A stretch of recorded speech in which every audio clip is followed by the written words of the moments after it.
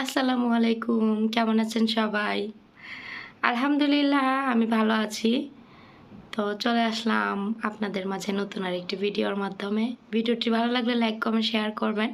আর চ্যানেলটি একটু প্লিজ সবাই সাবস্ক্রাইব করে দিবেন। তো এখন বিকালবেলা, এখনও কয়টা? ৫টা বাজে না, ৪:৩০ বাজে মনে হয়। তো আমি এই যে এরকম আয়রন করি, দেখতে পারতেছেন ব্যাকগ্রাউন্ড। এটা হচ্ছে আমার আয়রন করার রুম। তো আমার দুই পাশে ২ জোড়ি কাপড় আছে। আয়রন করতে বসছি। আজকে বিকালে রান্না বান্না নাই, ওরা সবাই বাহিরে গেছে, বাসায় শুধু আমি একা। ম্যাডাম বাচ্চাদের নিয়ে বাহিরে গেছে, ফয়সাল ওর ৩ বোন সবাইকে নিয়ে বাহিরে গেছে। কোথায় গেছে আমি জানি না, আমি ঘুম থেকে উঠছি, উঠে দেখি কেউ নাই। পরে আমি আমার মতো ভিতরের কাজগুলো শেষ করে কাপড় চোপড় সকালে ধুইছিলাম, এগুলা নিয়ে আসছি আয়রন করতে। ভাবলাম বসে বসে আয়রন করি। তো আমি বসে বসে আয়রন করতেছি, কারণ শরীরটা অনেকটা দুর্বল, দাঁড়ায় দাঁড়ায় আয়রন করতে বেশিক্ষণ দাঁড়ায় থাকতে পারি না, অস্থির লাগে। তো একটা চেয়ার নিয়ে আসছি, তো ভাবলাম বসে বসে আয়রন করি।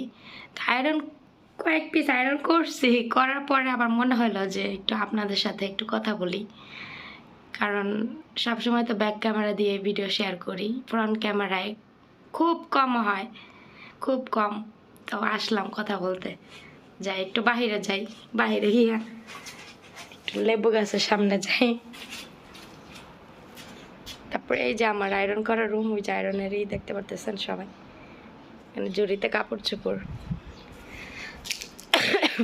এখন সন্ধ্যা হয় নাই, 5:30টার দিকে হতো মাগরিবে আজান দিবে। আর এই যে আমার লেবু গাছ, আমার সে বিখ্যাত লেবু গাছ, মাশাআল্লাহ। লেবু গাছটা শুধু বড়ই হইতেছে, কিন্তু লেবু ধরে না, পাতাগুলো হলুদ হয়ে যাচ্ছে, মানে লেবু ধরবে না এটা। তো বাসায় কেউ নাই, আমি শুধু একা। আর ওইখানে হচ্ছে বেগুন গাছ, আরও কী কী গাছ আমার মানে কফিলে লাগাইছে।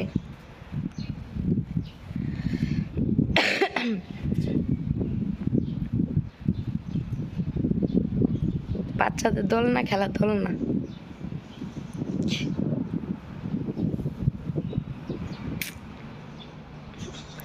ওই জায়গাটা সোফা ছিল, পুরান সোফা, সেগুলো এতদিন ফালায় নাই, গতকালকে কাকে যেন দিয়ে দিছে।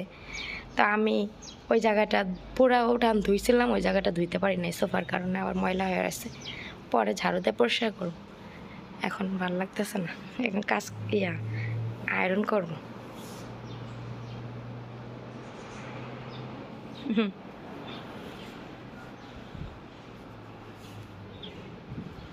বিকেলের ওয়েদার।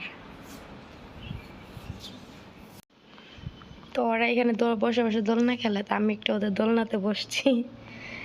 দোলনাতে আমি বসি না, বসলে আমার মাথা ঘোরায়, দোলনা খাইলে মাথা ঘোরায়, এই জন্য আমি এখানে বসি না।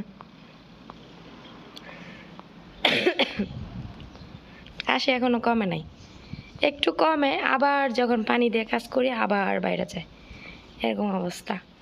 আমার আগে ঠান্ডা কাশি এগুলো কিচ্ছু হয়তো না, কিন্তু এই কয়েক বছর, 2 বছর যাবৎ মানে ঠান্ডা লাগলে আমার হচ্ছে সহজে সারতে চায় না।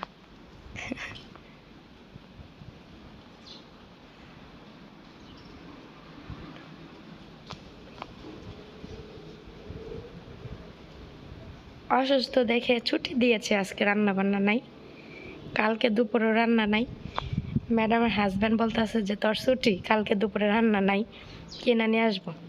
পরে আমি কই আলহামদুলিল্লাহ। এতদিন যদিও এত বেশি অসুস্থ ছিলাম, এতদিন কিনে আনে নাই, আনতো, আমি বলি না, আমার বাসার সবাই অনেক ভালো, ম্যাডাম অনেক ভালো আলহামদুলিল্লাহ। আমি যদি বলতাম ম্যাডাম আমি অনেক বেশি অসুস্থ, খাবার কিনে নিয়ে আসেন, কিনে নিয়ে আসতো, কিন্তু আমি বলি নাই, কেননা আমি যখন বাড়িতে গেছিলাম সেমভাবে অসুস্থ হয়েছিলাম। ওইখানে তো কোনো কাজ ছিল না, আমার আমার মা রান্না বাড়া কইরা খাবারটা পর্যন্ত আমার প্লেটে বাইরে দিত, আমি প্লেটটা পর্যন্ত দিতাম না এমন। তো ওইখানে আমি শুয়ে বসে থাকি, আমি আরও বেশি অসুস্থ হয়ে গেছিলাম।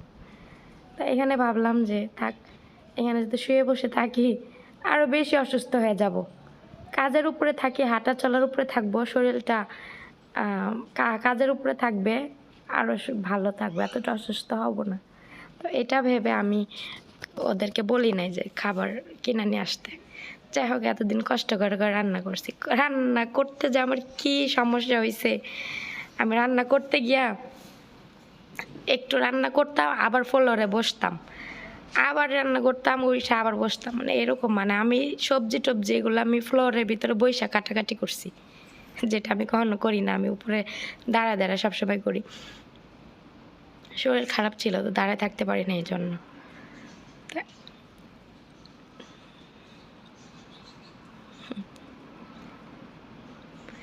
ওদের 4 দিন তো ছুটি, কাপড় চোপড় চাইলে আমি 4 দিন আস্তে আস্তে করে আয়রন করতে পারবো, কিন্তু ভাবলাম যে আজকে রান্না নাই, তাও করে ফেলি, কারণ বৈশা থেকে কি হবে, একটু একটু কইরা ফেলাই।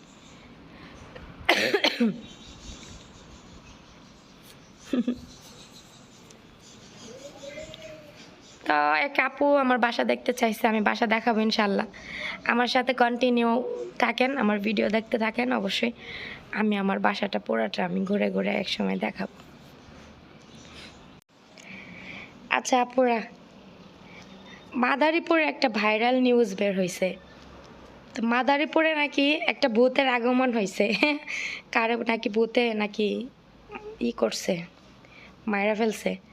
তো মাদারীপুরের কি কেউ আছো, আমার ভিডিও দেখো, যদি মাদারীপুরে কেউ থেকে থাকো অবশ্যই এই নিউজটা সম্পর্কে একটু বইলো, কারণ পুরা সোশ্যাল মিডিয়াতে এই নিউজটা মনে করো ভাইরাল হয়ে গেছে।